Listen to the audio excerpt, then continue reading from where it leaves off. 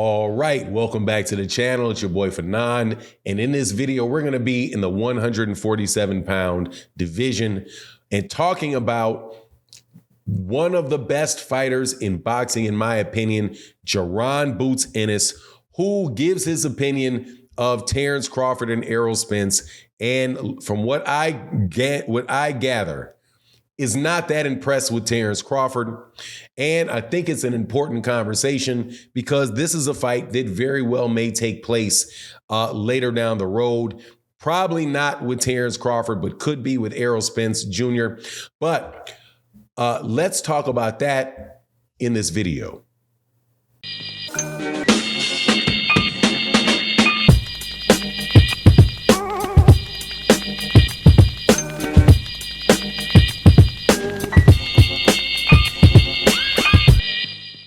All right, welcome back to the channel. It's your boy Fanon, and in this video, we're going to be in the 147-pound division where we have an excellent fight coming up this weekend. Actually, two excellent fights that really would be better if you could take the headliner out of one and the headliner out of the other and put them together. The fight that I'm most looking forward to is Jaron Boots Ennis versus Romain Villa. If you're not familiar with Jaron Ennis is one of the top young fighters in the game.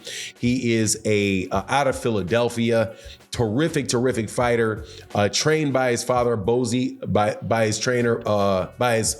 by his father, Bozy Ennis, and he will be getting into the ring against Romain Villa, who was the conqueror of Speedy Rashidi Ellis on the undercard of Gervonta Davis versus Hector Garcia.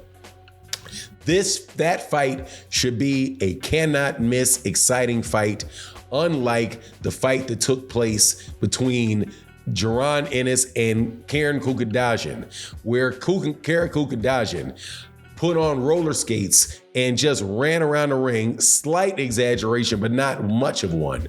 And Jaron Ennis was unable to cut off the ring on him in order to get a knockout. However, he was able to catch up with him enough to land more than enough shots to win every single solitary round and win it 12 rounds to nothing. But there's been people that had commented and talked about the fact that they believe that he didn't live up to expectations because he was unable to knock the guy out. Myself, I don't expect a knockout in every single solitary fight. And if you do knock somebody out in every single fight, more than likely there's something going on.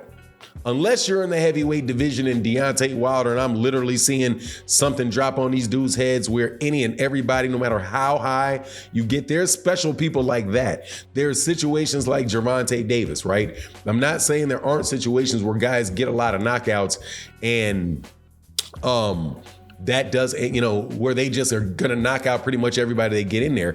But even the greatest knockout punchers ever are gonna go the distance every once in a while. Deontay Wilder is gonna go the distance every once in a while. Gervonta Davis is gonna go the distance. Lennox Lewis will go the distance. Vladimir Klitschko will go the distance. They'll all go the distance at some point in time because they're just a fighter at a certain level is not going to allow themselves to be knocked out, right? Or they have some other type of difficulties. However, that to me doesn't sour Jaron Ennis at all. Now, Jaron Ennis was talking about obviously anytime anybody's doing an interview right now, they're talking about Errol Spence Jr. and Terence Crawford and what they think about the fight. Jaron Ennis was asked about switching stances and all of that. And Jaron Ennis seemed to me to be very unimpressed with it and is like, look, man, he's just a regular guy. He's just a regular guy. He's not showing me anything that I haven't seen. As a matter of fact, Jaron Ennis has said on multiple occasions that he believes that everything that Terence Crawford is good at, that he's better at it than Terence Crawford is. And I have to tell you, he very well could be. I know that is hard for some people to accept that believe that this is kind of funny because there's this thing in boxing where once a fighter retires, many boxing fans always assume that whoever comes up next was better than them. So you always have this recency, I guess you call it recency bias, where the person that you're seeing right now that is at the top of the box is better than anybody that you haven't seen before, or is like an older fighter, right? However, within the sport of boxing, you get something where the guy is on top. One of the guys are on top, and you have a young up-and-coming fighter, and nobody believes that the young up-and-coming fighter can be better than the guy that's established, right? So in the case of Jaron Ennis, you have somebody that is longer, taller, faster, hits harder than Terence Crawford does. His defense is probably a little better than Terence Crawford's is. But people, because they've seen Terence Crawford so many times, will not believe that this guy, when he says, no, man, I think I'm better than him at everything, that it could be true. And it very, very well could be true.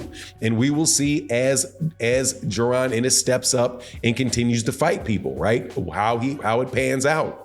However, I'm going to tell you what we will see with Jaron Ennis that we didn't see as much with Terence Crawford. Not Terence Crawford's fault, but we didn't see it with Terence Crawford because Terence Crawford was with Top Rank, who really, I think, does too much matchmaking.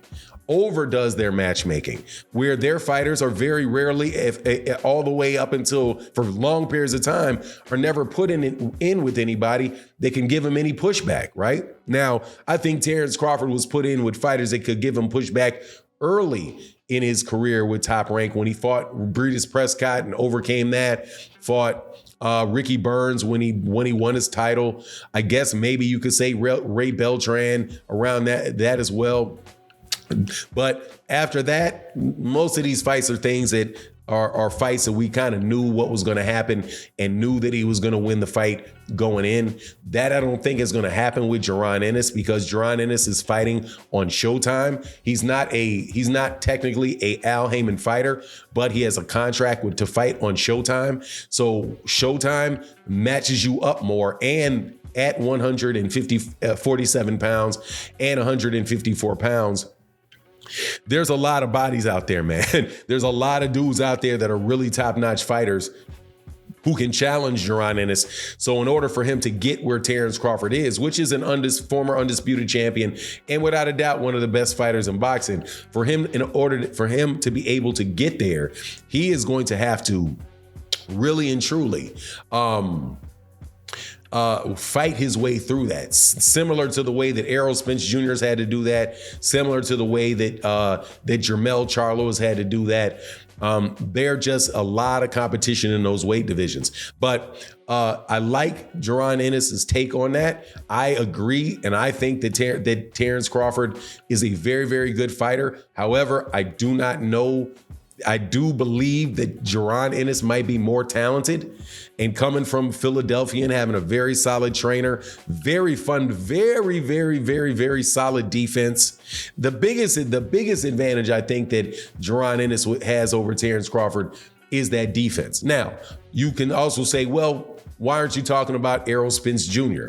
Jaron Ennis says the same thing about Errol Spence Jr., except for the thing with Errol Spence Jr. is that that's just a different animal. Because as we mentioned when we talk about Errol and Terence Crawford, Errol and Jaron Ennis, it's the same type of situation where you have a guy that is very, very active with a very straight jab that works to the body, that is very good at cutting off the ring, that is a much better athlete than you think that he is. All of those things apply to Errol Spence Jr. and with Errol Spence, and it'll apply to Terence Crawford as well. I mean, to Jaron Ennis as well.